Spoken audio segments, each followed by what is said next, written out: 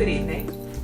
My name is Quinn, and I'm a bookseller here at the Reading Room CLE. This is Cha-Cha, our proprietress. Today, she is wearing her Princess Anna dress to celebrate that we are reading the last section of Hans Christian Andersen's The Snow Queen, which was the inspiration for Frozen, although I have to say, Princess Anna has not yet made an appearance. Cha-Cha is going to have her dinner while I read it to you. It is part 7, The Snow Queen's Palace and Afterward. The walls of the palace were built of drifting snow and the windows and doors of cutting winds. There were over 100 rooms, just as the blizzards had made them, the largest stretching out for miles, all of them lit up by the vivid northern lights, huge, empty, ice cold, and glittering. Never were there any jolly times, not even so much as a little dance for the bears, when the gale could play the horn and the polar bears get up on their hind legs and show off their party manners. All was bare, bleak, and vast in the halls of the Snow Queen. The northern lights flared up so punctually that you could work out just when they would be at their highest point and at their lowest point. In the middle of the empty, unending snow hall lay a frozen lake. It was cracked into 1,000 pieces, but each piece looked so exactly like every other that it was quite a work of art. It was here, in the middle, that the Snow Queen would sit when she was at home. She would say that she was sitting at the glass of reason, and that was the one and the only glass in the world. Kay was quite blue with cold, in fact, but he never noticed it because the Snow Queen had kissed the cold shivers out of him, and his heart was little more than a lump of ice. He was engaged in dragging along some sharp-edged flat pieces of ice, which he was trying in all sorts of positions. He wanted to make some kind of pattern with them in the same way as we arrange the little wooden pieces into a pattern when we do a jigsaw puzzle. Kay's puzzle was the most complicated one.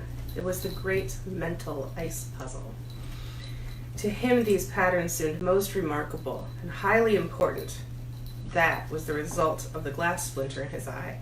He put together whole patterns that made up a written word, but he never could manage the one word he was after, the word eternity. And yet, the Snow Queen had said to him, "If you can find me that pattern, then you shall be your own master, and I'll make you a present of the whole world and a pair of new skates." But he just couldn't. "Now I must tear off to the warm countries," said the Snow Queen. "I want to go and peep into the black pots." She meant the burning mountains that we call Etna and Vesuvius. "I shall whiten them a little. One generally has to. It does them good after all the lemons and grapes." So the Snow Queen flew off, and Kay was left looking at the pieces of ice and thinking until he was quite dizzy. There he sat, quite still, without moving a muscle. You might have thought, Cha-Cha, that he was frozen to death.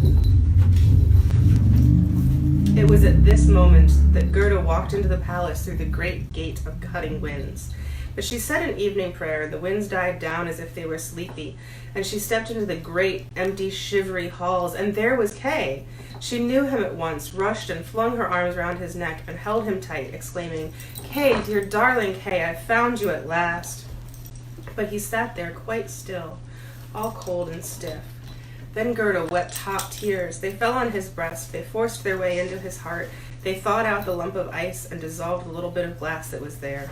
He looked at her, and she sang the words of the hymn. "The valley glows with many a rose, and there we meet the Holy Child." Then Kay burst into tears. He cried so much that the splinter of glass trickled out of his eye. He recognized her, and he shouted joyfully, "Gerda, dear darling Gerda, wherever have you been all this time? And where have I been? How cold it is, how empty and huge." And he kept tight hold of Gerda while she laughed and cried for joy. They were so happy that even the flat pieces of ice danced with delight, and when they got tired and calmed down, they formed the very word that the Snow Queen had said Kay must find out. And Gerda kissed his cheeks, and they bloomed once more. She kissed his eyes, and they sparkled like hers. She kissed his hands and feet, and he was well and strong again. Let the Snow Queen come home now if she liked. There was his release, written out in glittering ice.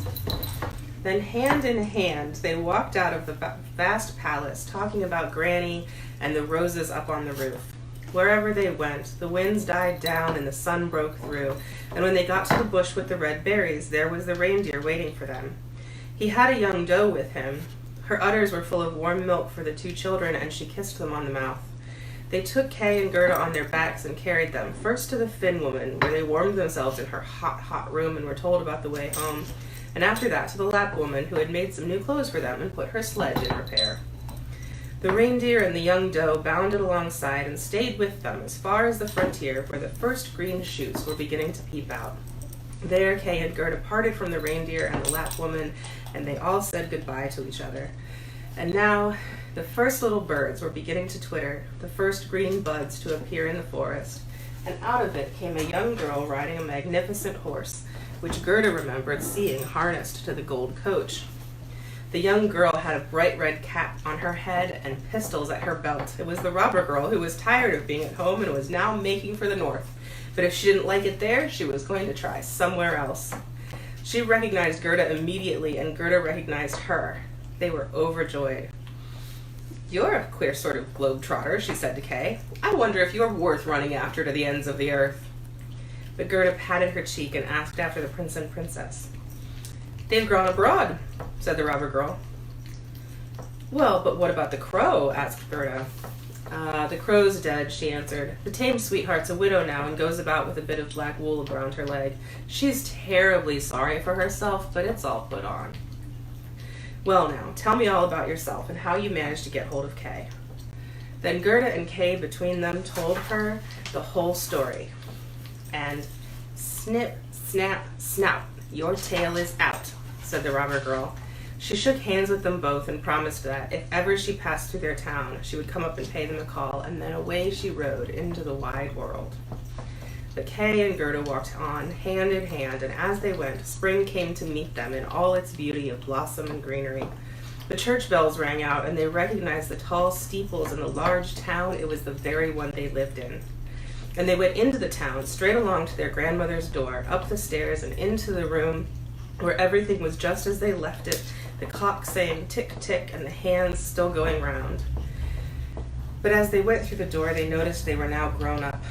The roses in the boxes over the gutter were beginning to flower at the open windows, and their own stools were still in their place. So Kay and Gerda sat down and took each other by the hand. The cold, empty splendor of the Snow Queen's palace was now forgotten, like a bad dream. There they sat, the two of them, grown up, and yet children at heart. And it was summertime. Warm, delicious summertime. So, this story that Cha-Cha has enjoyed for 7 nights is called The Snow Queen, and it is by Hans Christian Andersen, and you can get it on our website, which is www.readingroomcle.org, or you can get it on the internet for free, or you can get it wherever books are sold. I hope you enjoy it. I will see you tomorrow night when we have another bedtime story for tiny dogs. In the meantime, keep reading.